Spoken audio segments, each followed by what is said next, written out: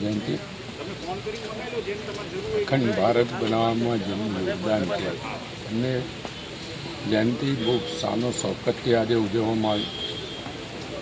ન ભૂતો ન ભવિષ્યથી બહુ કાર્યક્રમ આજે મોદી સાહેબની અધ્યક્ષતામાં થયો અને એમાં સહભાગી થવાનો લાવો લેવાનો મોકો મળ્યો એ બધા અમારી જાતને ભાગ્યશાળી ગણીએ છીએ અને મોદી સાહેબનો આભાર પણ માનીએ છીએ કે એમને એકતાનગરને સ્ટેચ્યુ ઓફ યુનિટીનું સૌથી સરદાર સાહેબનું સ્ટેચ્યુ બનાવડાયું